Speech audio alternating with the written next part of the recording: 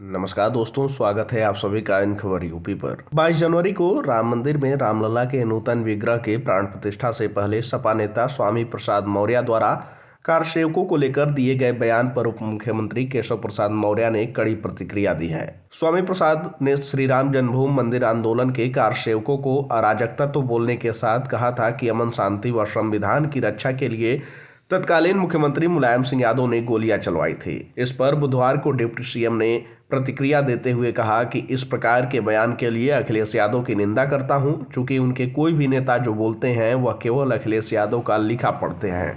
रट्टू तोता है, एक शब्द कम या ज्यादा नहीं बोल सकते। ऐसे समय में जब लंबे आंदोलन के बाद प्राण प्रतिष्ठा होने जा रही है तो इस प्रकार के बयान को मैं पूरी तरह से नकारता और धिक्कारता हूं। जरा आप भी सुनिए कि केशव प्रसाद मौर्य ने क्या कुछ कहा है। उन्होंने ये कह दिया है कि कार सेवक जो है अराजक थे, इसीलिए जो है अमन शांति के लिए और संविधान की रक्षा के लिए मुलायम सिंह ने गोलियां चलवाई थी। देखिए, इस प्रकार के बयानों को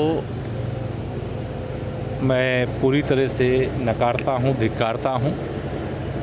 और ऐसे समय में जब रामलला का भव्य मंदिर बन करके तैयार हो गया है और 22 जनवरी को जिस मंदिर के लिए 500 साल लड़ाई हुई है और स्वतंत्र भारत के इतिहास में भी 1949 से ही आंदोलन शुरू हो गया था और रामलला ताले में बंद थे, उनको बाहर निकाल करके रामलला का भव्य मंदिर बनाने का अनेक अवसर आया था। और ऐसे समय में इस प्रकार के बयान को देना मतलब श्री अखिलेश यादव जी का निश्चित तौर से यह बहुत मैं इसके लिए उनकी निंदा भी करता हूं, क्योंकि जो बोलते हैं उनके कोई भी नेता वह श्री अखिलेश यादव जी का लिखा हुआ केवल पढ़ते हैं, रट्टू तोता हैं, एक शब्द कम ज़्यादा नहीं बोल सकते, ये बुलवाया जाता है इसलिए बोले। स्वामी प्रसाद मौर्य आखिर ऐसे बयान क्यों दे रहे हैं, उन पर कार्रवाई क्यों नहीं होती? इसलिए कि आप सवाल पूछ करके उनको महत्व दे रहे हैं, इसलिए वो बयान देते हैं। अच्छा, इमरान मसूद जी ने कहा है कि मंदिर जाने के लिए निमंत्रण की ज़रूरत नहीं होती, निमंत्रण कौन दे रहा है? कांग्रेस के नेता हैं इमरान मसूद। नहीं, देखिए, मैंने ये कहा है कि इस देश के चाहे हिंदू हो, चाहे मुसलमान हो, चाहे ईसाई हो, चाहे कोई अन्य हो, भगवान श्री राम जो हम तो भगवान मानते हैं और भगवान के रूप में उनकी पूजा करते हैं, हमारे जैसे कोटि कोटि राम भक्त उनको भगवान मानते हैं। जो भगवान नहीं मानते हैं उनके भी पूर्वज भगवान श्री राम हैं और इसलिए श्री राम जन्मभूमि पर जब प्राण प्रतिष्ठा समारोह होगा उस उत्सव का हिस्सा समस्त प्रदेशवासियों को, देशवासियों को बनना चाहिए। सर, एक सवाल यह है कि बिहार के शिक्षा मंत्री हैं चंद्रशेखर, उन्होंने पहले भी भगवान राम को लेकर, रामचरितमानस को लेकर विवादित बयान दिया था। अब मंदिर को कह रहे हैं ये नफरतवादियों का मंदिर है।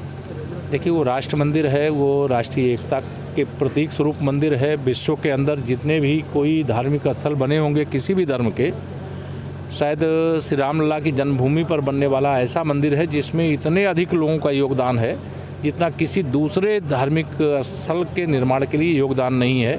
आर्थिक रूप से, शारीरिक रूप से, मानसिक रूप से, भावनात्मक रूप से कोई श्री राम जय राम का विजय महामंत्र पढ़ करके अपना योगदान दिया, कोई कार सेवक के रूप में योगदान दिया, कोई जेल गया, किसी ने बलिदान दिया, जिसको भगवान श्री राम जी ने कृपा करके जो सेवा दी, जो संघर्ष का अवसर दिया, वो सबने किया। सर, आरजेडी के विधायक हैं फतेह बहादुर, उनका कहना है कि मंदिर नहीं बनना चाहिए था, विद्यालय बनना चाहिए था, कोई शिक्षा का मंदिर बनना चाहिए था। क्या मैं आप सब लोगों से निवेदन करूंगा, इस तरह के जो माननीय विधायक हैं या माननीय सांसदगण हैं, किसी सरकार के माननीय मंत्रीगण हैं, उनके बयानों को आप लोग भी महत्व इसलिए न दीजिए क्योंकि देखिए, हम लोग बार बार कह रहे हैं भगवान राम सबके थे, सबके हैं, सबके रहेंगे। भगवान श्री रामलला की जन्मभूमि पर बन रहा मंदिर कोई भाजपा का मंदिर नहीं है, वो हर राम भक्त का, हर राष्ट्रभक्त का मंदिर है और यह गुलामी की निशानी के रूप में ढांचा खड़ा था, वो हट गया और विरासत पर गर्व करिए, रामलला का जन्मस्थान था, वहाँ पर भव्य मंदिर बन गया।